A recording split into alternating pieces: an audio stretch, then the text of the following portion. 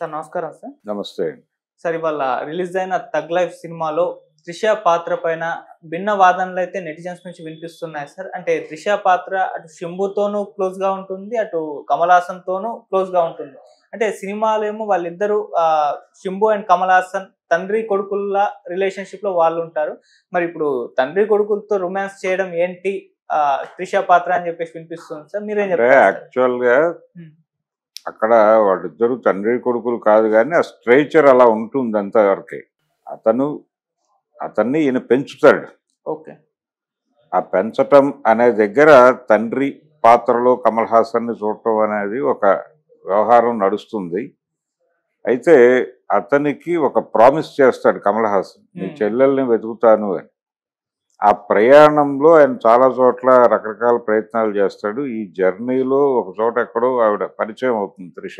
పరిచయం అయినప్పుడు ఆ క్యారెక్టర్ ఇంద్రాణి అనేటువంటి క్యారెక్టర్ పరిచయం అవుతుంది. ఆ పరిచయం అయిన తర్వాత తనతో ఒక ఆత్మికమైనటువంటి లింక్ ఏర్పడుతుంది తనకి. తను కూడా అతన్ని ఇష్టపడుతుంది.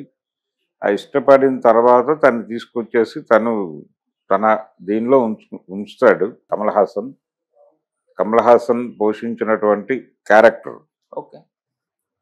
ఉంచిన తర్వాత అలా కొనసాగుతుండగా ఇతని పెంపకంలో పెరిగినటువంటి ఈ శంభు క్యారెక్టర్, అతను అమర్ సినిమాలో క్యారెక్టర్ పేరు. అతను కూడా ఈ అమ్మాయి పట్ల అట్రాక్ట్ అవుతాడు.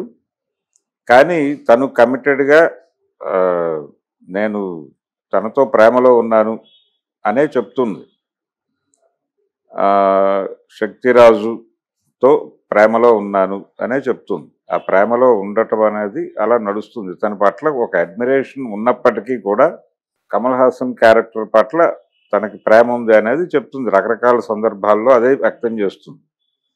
ఆ తరువాత ఇతను తనకున్నటువంటి దీంతో కమల్ హాసన్ లేడు అనే తనకి వార్త తెలిసినప్పుడు తను లీడ్ చేయాల్సిన సందర్భంలో కొంత చొరవ తీసుకుని మనం కలిసి ఎందుకు ఉండకూడదు అని ఒక ప్రపోజల్ చేస్తాడు. ఇక్కడ అలా ఉంటారు, వాళ్ళిద్దరూ కలిసే ఉంటారు.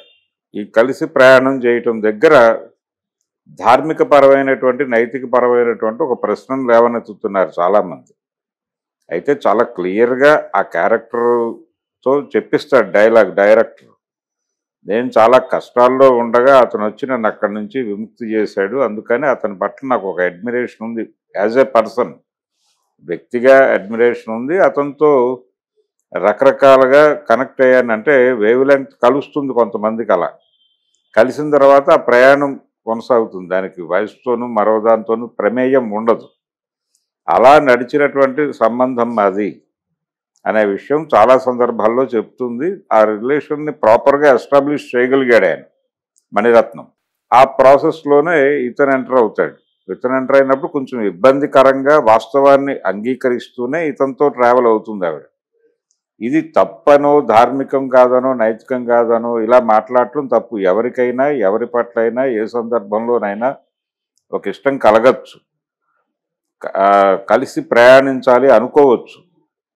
అనుకోవటం అనేది వ్యక్తిగతమే తప్ప దేనికోసమో కట్టుబడి ఉండి ఇలాగే ఉండాలి అని అనుకోనక్కర్లేదు. జీవితం అనేది ఉన్నటువంటి స్పాన్ తక్కువ కాబట్టి దానిలో మీరు మీ జీవితాన్ని ఎలా నిర్వహించుకుని ముందుకు తీసుకెళ్తారనేది ఎవరికి వాళ్ళకి వ్యక్తిగత నిర్ణయాలే.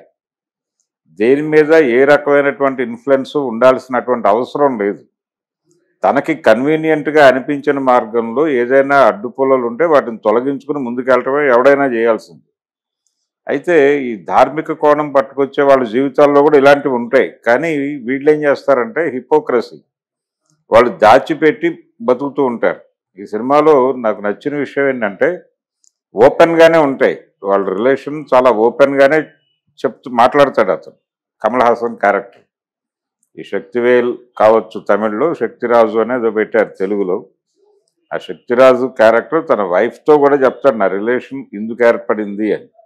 అలాగే ఇంకొక డైలాగ్ ఉంటుంది అక్కడ, అందరికీ రకరకాల జబ్బులు ఉంటాయి. ఆస్మా ఉంటుంది కొంతమందికి, లేకపోతే బీపీ ఉంటుంది. అలాగే నాకు ఇది ఒక జబ్బు అనుకో నువ్వు అంటాడు. చాలా లైటర్ వెన్లో. అలాంటి సందర్భం ఉంటుంది. జనరల్గా జీవితాల్లో ఒక వ్యక్తితో మాత్రమే ట్రావెల్ అనేది ఉండదు. బహుముఖమైనటువంటి ఇష్టాలు ఉంటాయి. ఒక్కొక్కసారి సాన్నిహిత్యం ఏర్పడుతుంది. ఆ ఏర్పడటాన్ని తప్పుబట్టి ఘర్షణ పడాల్సినటువంటి అవసరం లేదు. దాన్ని యాక్సెప్ట్ చేయక తప్పని పరిస్థితి ఉంటుంది. యాక్సెప్ట్ చేయాల్సినటువంటి అవసరం మాత్రమే కాదు, విధి కూడా. విధి అని ఎందుకు అంటున్నానంటే, ఎవరి జీవితం వాళ్ళ ఇష్టం. దేనికోసం ఎవరు దేన్ని కంట్రోల్ చేసుకోవాల్సినటువంటి అవసరం లేదు. ఇది విశృంఖలత కాదు. వ్యక్తిగతమైనటువంటి పరిమితులు అవి ఉంటాయి ప్రతి వ్యక్తికి. అవి ఉండవు అనుకోవటం, ఉండవు అనుకుని వీళ్ళొక ధర్మాన్ని వాళ్ళకి చెప్పేటువంటి ప్రయత్నం చేయటం. వాళ్ళు వ్యక్తిగతంగా వాళ్ళ పద్ధతుల్లో వాళ్ళు జీవిస్తేనేమో విశృంఖలత్వం అంటారు. వీళ్ళకి కట్టుబడి ఉండాలని చెప్పి నిబంధనలు పెడతారు, వాళ్ళని టార్చర్ పెడతారు. బయటకు చెప్పుకోకుండా వాళ్ళు ఇంటర్నల్గా ఏదైనా ఎఫర్ పెట్టుకుని నడిపించేసుకుంటే దాని గురించి ఎవడు మాట్లాడు. వాళ్ళని గౌరవిస్తారు, బయటకు చెప్పటం లేదు కదా అని. ఇలాంటి ఒక దౌర్భాగ్యం లేకుండా ఓపెన్గా ఏదైనా డిస్కస్ చేసేటువంటి ఒక డెమోక్రటిక్ వాతావరణం రావాలి రిలేషన్స్లో. మానవ సంబంధాల్లో ఒక ప్రజాస్వామికత ఉండాలి అనే అభిప్రాయం చలంగారి దగ్గర నుంచి చాలామంది రకరకాల పద్ధతుల్లో వ్యక్తం చేశారు. అందుకని ఇదేం పెద్ద ఆడ్ విషయంగా అనిపించలేదు నా వరకు, నాకైతే. అలాగే ఇంకొక క్యారెక్టర్ ఉంటుంది. ఇప్పుడు శంభు సిస్టర్ క్యారెక్టర్ ఒకటి ఉంటుంది. ఓ పోలీస్ ఆఫీసర్ని పెళ్లి చేసుకుంటుంది ఆ క్యారెక్టర్. ఆ పెళ్ళి ఒక పోలీస్ ఆఫీసరే చేస్తాడు.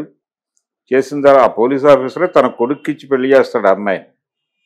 చేసిన తర్వాత అతనితో ట్రావెల్ బాగాలేదు అని అమ్మాయి ఫీల్ అవుతుంది. ఫీల్ అయ్యి తనతో చెప్తుంది పోలీస్ ఆఫీసర్తో, అబ్బాయి ఇతనితో ప్రయాణం బాగాలేదు అని. అయితే డివోర్స్ తీసుకోండి అని. ఏం నిర్ణయం అని అడుగుతాడు ఆయన. అడిగితే నేను అతనితో విడిపోవాలనుకుంటున్నాను నీ కొడుకుతోనే అంటుంది.